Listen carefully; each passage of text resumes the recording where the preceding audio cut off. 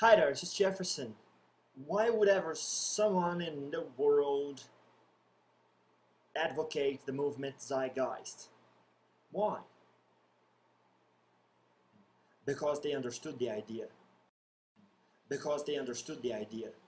That's basically it. If you understand it, you say, it's not about the movement. It's about I. It's about us. It's about change. That not only has to happen, must, but there's no way out of it. It's crazy. Keep doing the same thing over and over and over. Remember the Great Depression? I'm sure if you were not there, you've read about it, you've heard about it. Have we changed anything? Probably we have more laws, right? More smart asses. That's about it. But if we don't change anything, there's no expecting something different to happen. It is just not gonna happen. So there will have another, and then another depression, and then another, and then another, until you say, what? Enough is enough. Here's a father who loves his family. He's an honorable citizen. He makes good money. He contributes to the community, his church.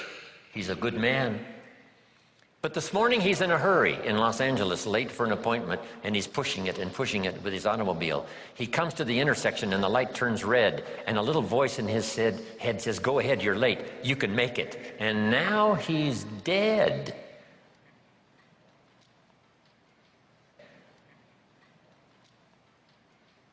You don't have to go to Iraq to lose your life. You don't have to be evil to lose your life. All you have to be is a little careless at an unfortunate moment. It is important that we all understand what is going on. What are we doing? We are fighting each other over resources. We don't even care to manage properly.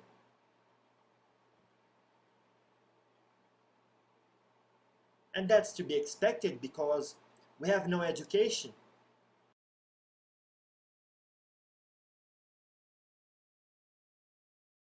The problem is that the current system of education was designed and conceived and structured for a different age. It was conceived in the intellectual culture of the Enlightenment and in the economic circumstances of the Industrial Revolution. Before the middle of the 19th century, there were no systems of public education. Not really. I mean, you could get educated by Jesuits, you know, if you had the money. But public education, paid for from taxation, compulsory to everybody and free at the point of delivery, that was a revolutionary idea. And many people objected to it. They said it's not possible for many street kids, working class children, to benefit from public education. They're incapable of learning to read and write, and why are we spending time on this? So there's also built into it a whole series of assumptions about social structure and capacity.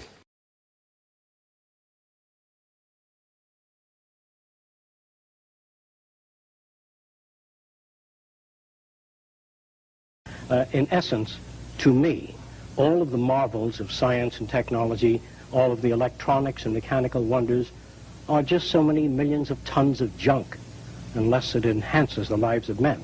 The reason we emphasize machines and technology is to free men to go to art centers, music centers, cultural centers, and to find the meaning of their own existence and lives. How much can machines do? Can they run the things that are necessary to run? Well, Mr. King, if we can launch a rocket off the Earth while it's turning, find a place on the moon, land it automatically, pick up samples of the soil, bring the ship back without humans, I think the Russians have done this, bring the ship back to the Earth, surely we can handle airliners, or anything else with redundancy.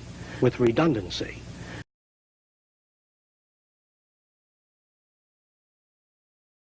You know what we do? As far as government goes, sure enough, you are aware. But I'm going to tell it anyways. You know what we do? Basically, we say, oh, have a look. We have this idea. We want to put 5 and 5 together and see what, you know, what is going to be the total sum of 5 plus 5. And then, you know, they vote. They vote. You know, it's not 5 plus 5 is not up to discussion. It's not up to voting. It's not about the majority telling what it is. It is math. It's science. And sure enough, science must be put to test, of course. But we're not there yet. What is happening today, when you tell someone 5 plus 5 is 10, they say, hold it, hold it. Let's discuss. And I say, no, it's not open to discussion. You know, this is not something that you discuss. Oh, let's discuss. You know, probably, who knows? If you wait a little longer, perhaps it's going to turn into 11, 10,000, who knows? You know, so this is how the political world works with your agreement. Because if you don't say anything, you're saying, yes, sir, by default.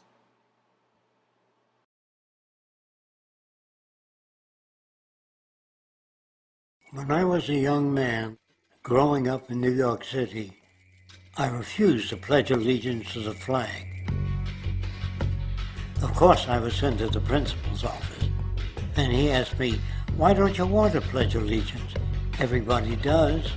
I said, everybody once believed the earth was flat, but that doesn't make it so.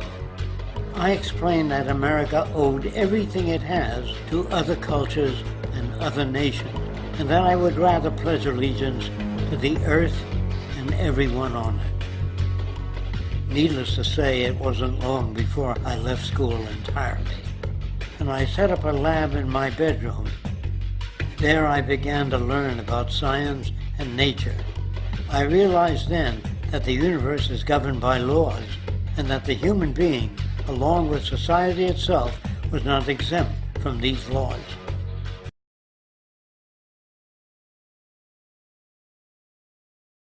The problem is they're trying to meet the future by doing what they did in the past. And on the way, they're alienating millions of kids who don't see any purpose in going to school. When we went to school, we were kept there with a story, which is if you worked hard and did well and got a college degree, you would have a job. Our kids don't believe that. And they're right not to, by the way. You're better having a degree than not, but it's not a guarantee anymore. And particularly not if the route to it marginalizes most of the things that you think are important about yourself. You don't want to do that anymore. You don't want to have your children, you don't want to have your children to go to school and by the end of 10 years, they simply don't know anything other than being a slave. And this is how our educational system works, right? Simple. This is simple physics. Nothing in, nothing out. So, of course, you don't have time. Of course, the time you have, you can't enjoy because you have debt, because you must work harder for things that just broke and need to be fixed. You don't have time to learn these things, right? But many have. And sure enough, you're seeing this video. It is time. It's time for awakening. And the Great Awakening is that there's no they, there's no pointing fingers, there's no saying, hey, wait, hold it. It's all about what they did to us. No, there's no they. There's all of us playing the game of conformity for the sake of living the good life that we don't even know what it is. Because we don't know better. Because we are uninformed. You see? And I'm sure about this. The truth will set you free. Not the majority voting what is right. When we have science, have you seen the Venus Project? Well, you should. Jacques is awesome. His entire life spent on trying to figure out a way, that we can have a sustainable world, a self-sustaining system that considers the planet, that considers its people. So just like I was saying, we are in a crisis. We are in the middle of a crisis. We're trashing each other.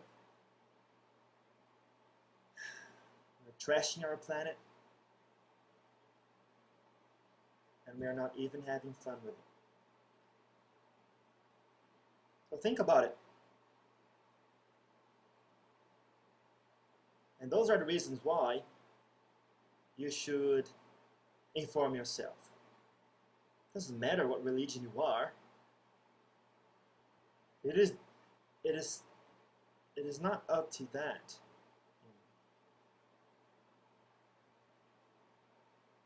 We're all, even in religion, right? We all have revelations that point to the unification of the human race through kindness, through charity, through faith in action, through loving one another and doing what we can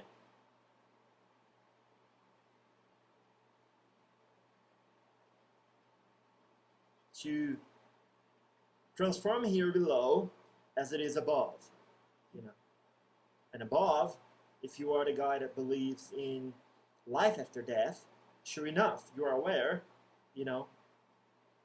there are astral cities that are just like the Venus Project model, the Venus Project's model. Have a look. Anyways, I thank you very much for the time, and I hope people can flood the internet too, with their own ideas of what could be a better future for us. Don't just sit down and say, oh no, I don't believe this. Suggest something else.